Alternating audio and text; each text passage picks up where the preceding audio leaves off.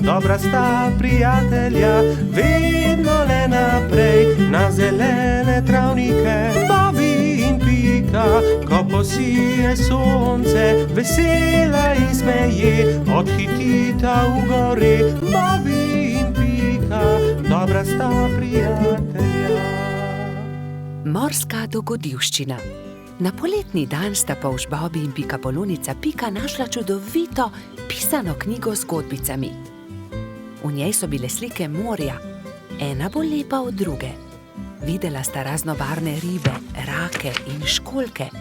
In v njej je bila tudi neka čudna žival, ki je Bobby še nikoli ni videl. Imenuje se hobotnica, a tudi jaz še nisem videla resnične. Zakaj ne greva do morja? Je vprašal Bobby z navdušenim glasom. Daj no, Bobby, saj ne veva, kje je morje. Pridi z mano, vprašajva sovo, ona ve vse. Draga sova, ali nama lahko poveš, kako lahko prideva do morja? Zgraditi morata majhen čoln in se z njim zapeljati po studencu. Ta vaju bo popeljal do reke, reka pa teče naravnost v morje. Bobby in Pika sta se zahvalila sovi za nasvet in se nemudoma lotila dela. 3 navdušene sovice so jima pomagale zgraditi čoln. Ko sta se prijatelja vkrcala na čoln, so ju valovi nemudoma odnesli stran in majhen čoln je hitro plul proti morju. Hurra, je zavpil Bobby, proti morju! Veter ju je hitro nosil naprej, najprej po studencu in nato po reki. Ni trajalo dolgo, preden se je modro morje razprostrlo pred njima. Tukaj sva, je vzkliknil Bobby in pogumno skočil v vodo. Povlekel je čoln proti obali in ga privezal na palmo.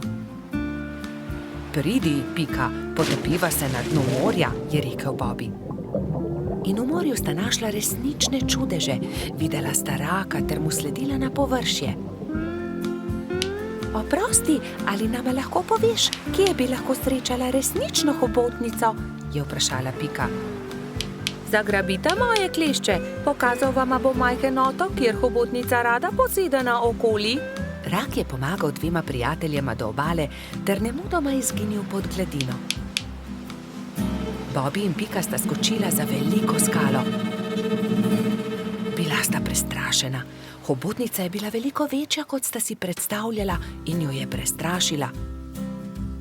Hobotnica se je odločila. Pobrala je nekaj kamenčkov in jih začela žonglirati z 8 lovkami. Bobbyju in Piki je bilo to zelo všeč. Mala Pikapolonica in polž sta se počasi prikazala izza skale. Pridita, je rekla hobotnica. Pokazala vama bom najlepše kamenčke na tem otoku.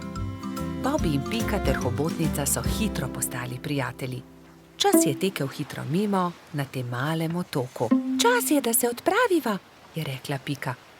Z Bogom, draga hobotnica, zelo lepo te je bilo spoznati. Z Bogom, je odgovorila hobotnica in podarila vsakemu prijatelju svetleč kamenček. Bobby in Pika sta se usedla na čoln in poskušala zapluti naproti toku. Vendar jima ni uspelo. Oh, ne, Bobby, ne moreva pluti proti toku, izkrcati se morava s čolna. Pika je bila res prestrašena. Vidiš, Bobby, sem ti rekla, da se ne bi smela odpraviti na tako dolgo potovanje, je nadaljevala Pikapolonica. Prav imaš, Pika. Nenadoma se je kamen začel premikati. Zakaj si tako žalosten, mali polž? Je vprašal kamen. Bobby se je začel smejati. To ni bil kamen, to je bila želva. Moji prijatelji mavrične ribe začenjajo svoje dolgo potovanje. Plavali bodo navzgor po studencu, vso pot do izvira. Prepričan sem, da vama bodo z veseljem pomagali ter vaju vzeli s sabo. Bobby in Pika sta se poslovila od želve ter se usedla na hrbet vodilne ribe. Ribe so se postavile v vrsto in se odpravile proti studencu. Ko je nastopil večer, so ribe že dosegle jaso, kjer je stala Pikapoloničina pikčasta hiška. Bobby in Pika sta se zahvalila ribam za pomoč, one pa so nadaljevale svojo pot. Vidiš, Pika, lepo je, če se vse dobro konča, je rekel polž modro. Bobby in Pika, dobra sta prijatelja. Peščeni grad. Nekega toplega poletnega dne so Bibi, Pika, Mehurček in Baltazar oblekli kopalke, vzeli svoje vedro in lopatke ter odšli na peščeni otok zgraditi peščeni grad. Poglejte, ogromna lubenica, je nenadoma vzkliknil Baltazar. Nesimo jo seboj, je prosil Bibi. Ob koncu dneva jo bomo pojedli. Prav, nesimo jo seboj, se je strinjala Pika.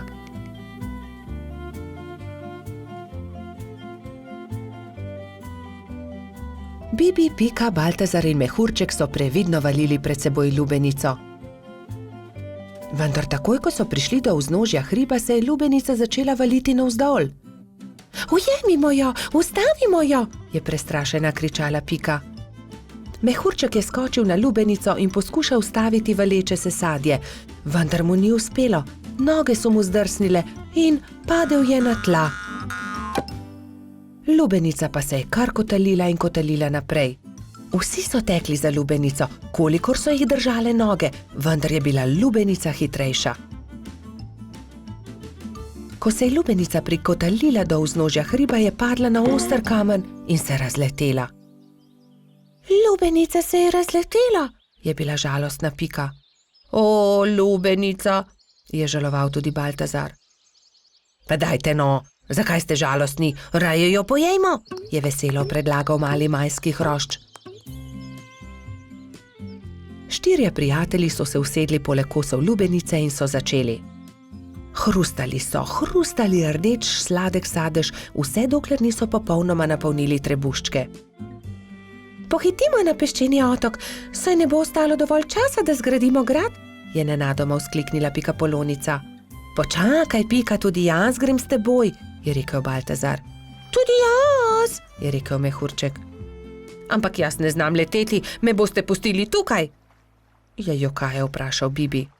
Že vem, naredimo male ladice iz lupine lubenice, z njimi bomo hitro prispeli do otoka in tudi Bibi lahko gre z nami, je predlagal Trot. Izbrali so 4 lubeničine lupine, eno Bibi, eno Piki, eno Baltazarju in eno Mehurčku. Drog so naredili iz veje in jadro iz lista drevesa. Ko so končali, so zvlekli ladice v vodo in veter jih je takoj odnesel proti peščeni obali. Hura, jadramo, je veselo vzkliknil Bibi.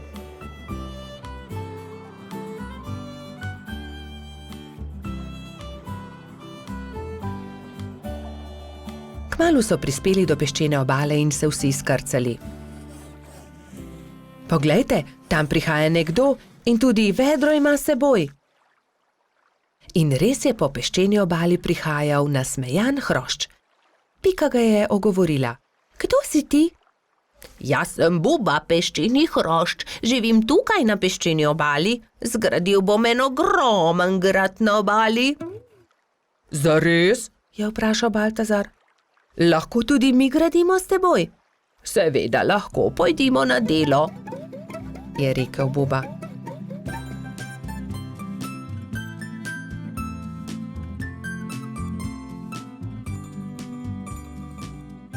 Skupaj so zgradili lep velik peščen grad. Vrtali so tunele, oblikovali stolpe, naredili vrata. Samo še zastava manjka na vrhu, je rekla Pika. Narisala je bubo na list drevesa in ga napičila v vrh gradu. Potem je to moj grad, je navdušeno vzkliknil Buba. Ko se je začelo temniti, so se mali prijatelji poslovili od Bube in odšli proti domu. Lepo spi, kapitan gradu, je veselo vzkliknila Pika. Bobi in Pika, dobra sta prijatelja. Pirhi. Prišla je velika noč. Metuljčica Rozi, zlata minica Lili, kobilica Skokica in kačja pastirica Sapica so se zbrali v Pikini hiši, da bi barvali velikonočna jajca. Koliko jajc moramo pobarvati? Je vprašala Lili. Poglejmo, Bobi bo jutri zagotovo prišel škropit. Prišli bodo tudi Baltazar, Gašper in Bajsi, ter seveda Gumbi, Alfonz in Polž Darko. Potem moramo pobarvati 7 jajc, lotimo se dela.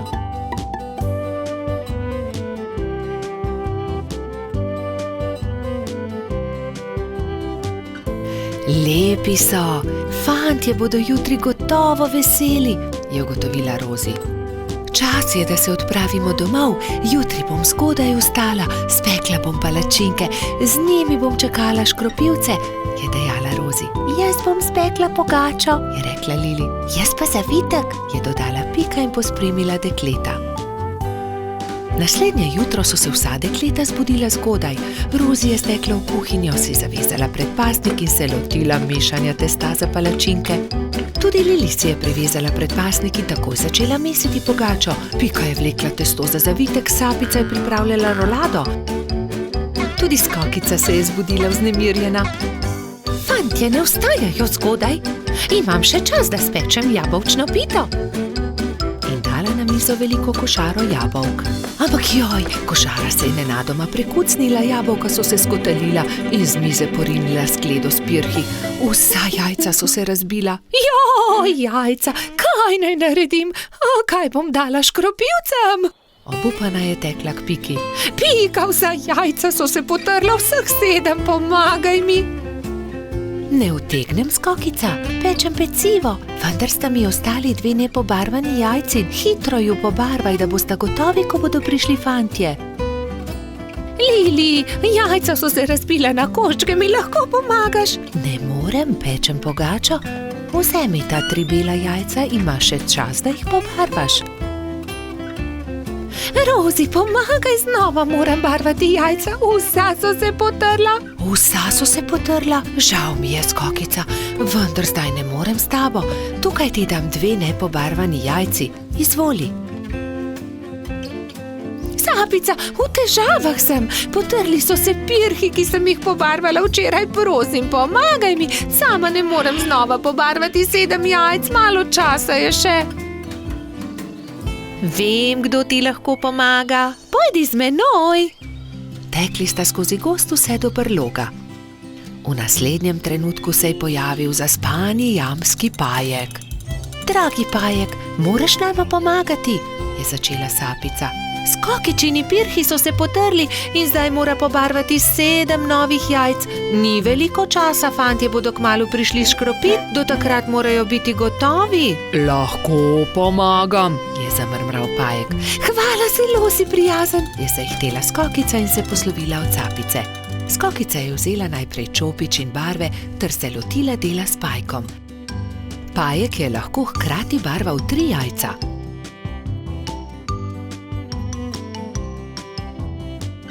Končala sva, je veselo dejala Skokica. Zahvalila se je Pajku za pomoč in jajca razporedila na skledo. V tistem trenutku so že trkali na vrata. Skokica je odprla in 7 fantov je hkrati začelo škropilsko pesem. To deklico bom zalil in se za lepa jajca zahvalil. Vseh 7 je poškropilo Skokico. Kobilica je ponosno pomolila skledo proti njim, fantje pa so se izbrali po en pisan pirh. Peciva žal nimam, se je oglasila Skokica in povedala, kaj se je zgodilo. Ne skrbi, so se smejali fantje. Pri Piki smo jedli zavitek, pri Lili pogačo, pri Rozi palačinke, pri Sapici pa piškote. Niti kosa ne bi več spravili v želodce, so dejali fantje in se smejali na ves glas.